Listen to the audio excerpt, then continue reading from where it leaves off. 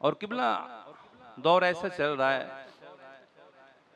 آج میں کل بھی عرض کر چکا، چونکہ فرقہ واریت، دیوبندی، بریلوی، سنی، شیعہ، وہابی، یہ سب یہ فرقہ واریت، اس نے دین اسلام کی تصویر کو اس قدر دھندلا کر دیا ہے، واللہ تعالی وہ معرف، وہ معرفت، وہ فیضان جو ہم تک پہنچنا چاہیے تھا وہ پہنچا نہیں ہے۔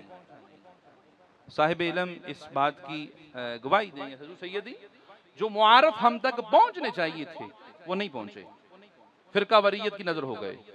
اچھا ہوتا کیا ہے؟ ایک عمل فلاں مسلک کرتا ہے، میں نہیں کروں گا کیونکہ وہ فلاں مسلک کرتا ہے۔ آج ذکر اہل بیت مولا علی کا ذکر اہل تشیع کرتے، میں نہیں کروں گا، کیوں؟ اس لیے کہ وہ اہل تشیع کرتے ہیں۔ معرفت رک گئی، فیضان مولا علی رک گیا، جو حقیقی اسلام کی جو تصویر تھی آپ تک پہنچی نہیں پہنچی۔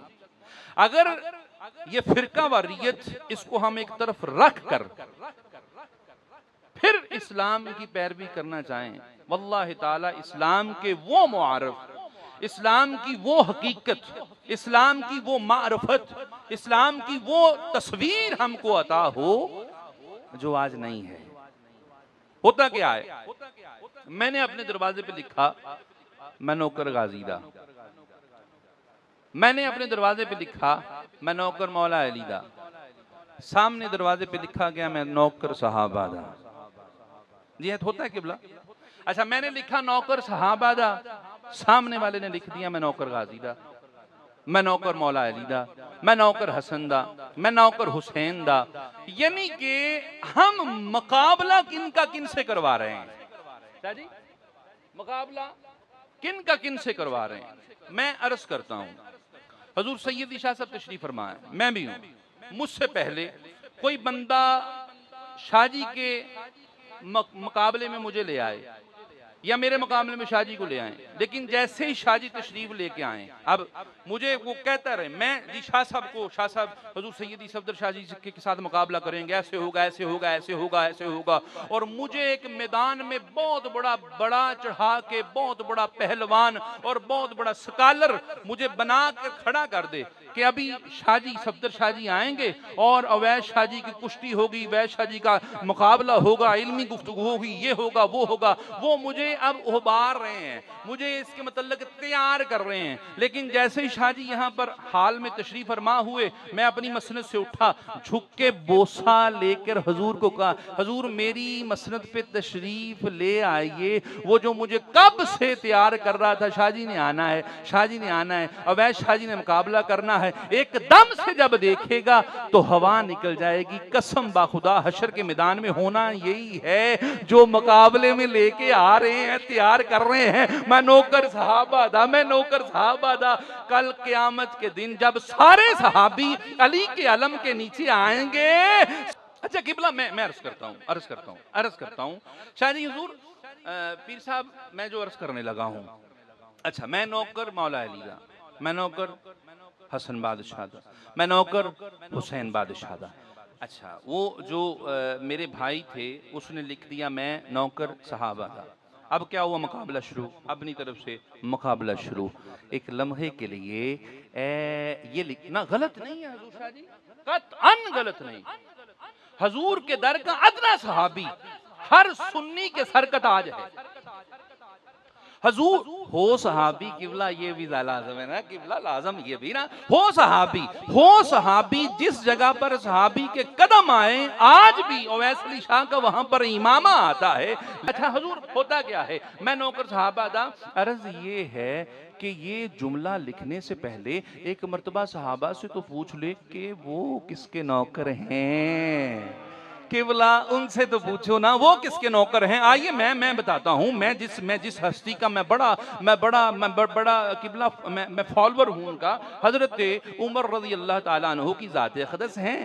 آئے ہائے ہائے، بیٹے کا، عمر کے بیٹے کا علی کے بیٹے سے تنازع بنا، اور بات بہت ہر بندہ جانتا ہے، تنازع یہ بنا، علی بادشاہ کے بیٹے نے کہا کہ جا تو تو ہمارے غلام کا بیٹا ہے۔ نور الابصار والے نے اسے واضح طور پہ لکھا ہے، بڑے بڑے ملاؤں نے اسے کہا جی یہ تو ہے ہی نہیں بھئی، تمہارے لیے نہیں ہے، ہمارے لیے ہے کہ بلا نور الابصار میں یہ حوالہ موجود ہے کہ علی کا بیٹا عمر کے بیٹے کے سامنے تنازع بنا اور کہا چاچا تو تو ہمارے غلام کا بیٹا ہے۔ عمر کے بیٹے کو یہ بات تھوڑی سی عجیب لگی۔ جب عمر کے بیٹے گھر گئے، جا کے کہا ابا جان بیٹا کیا ہوا؟ کہا آج حسین بادشاہ نے مجھے یہ کہا، طنز دیا، تانا کیا کہ جا تو ہمارے غلام کا بیٹا ہے۔ یہ سننا تھا عمر کے چہرے پر جو ایک انداز تھا عمر کے چہرے کا بڑی خوشی والا۔ عمر پھر اب بیٹے کی کیفیت عجیب ہوئی کہ میں باپ کو شکایت کر رہا ہوں، باپ خوش ہو رہا ہے، اب بیٹے کو کیا پتا عمر کی نگاہ کس جگہ پر ہے۔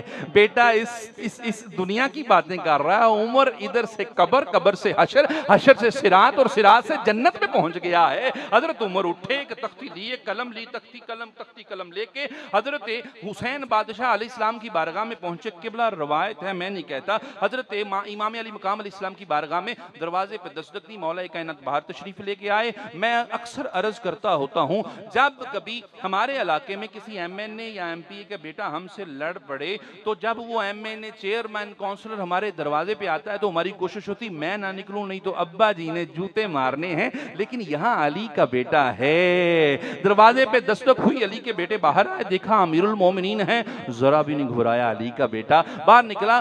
اب علی بادشاہ ساتھ ہیں، کہا اے حسین، اے میرے بیٹے بتا، آپ نے یہ جملہ کہا ہے کہ عمر ہمارا غلام ہے، ہمارا نوکر ہے، ہمارا خادم ہے، میں نوکر حسین دا۔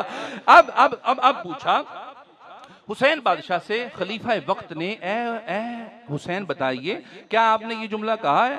آپ نے بابانگ دہل فرمایا، اے چچا عمر ہاں میں نے یہ کہا ہے اور یہ ہے بھی حقیقت۔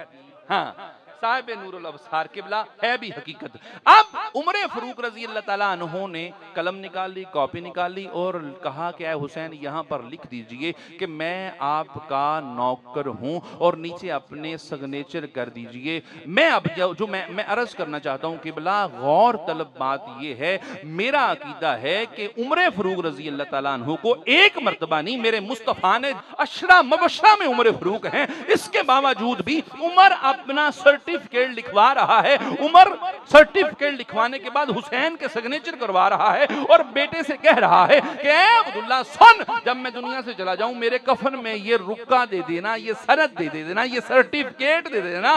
یا عمر وجہ کیا ہے؟ حضور نے فرمایا آپ جنتی ہیں، آپ عشرہ مبشرہ میں سے ہیں، آپ جنت کے حقدار ہیں، آپ کو خوشخبری ہے۔ اے عمر وجہ کیا ہے؟ پھر بھی حسین سے لکھوانا چاہ رہے ہیں۔ تو عمر نے سگنیچر کروا کے بتا دیا دنیا والوں کو کہ دنیا والوں سنو، بے شک مجھے مصطفیٰ نے فرمایا کہ میں عشرہ مبشرہ میں سے ہوں، میں جنتی ہوں، لیکن اس کے باوجود میں جنت میں بھی امام حسین کے اذن سے جانا چاہتا ہوں، امام حسین کے سگنیچر سے جانا چاہتا ہوں۔ میں چاہتا ہوں عمر جنت میں بھی جائے جہاں نانے کی اجازت ہو، خوشخبری ہو، وہاں حسین کے سگنیچر بھی ہو۔ صحابہ سے بھی تو پوچھے نا کہ کیا آپ بھی اس چیز کو مانتے ہیں؟ تو قطعاً نہیں، اللہ کی قسم۔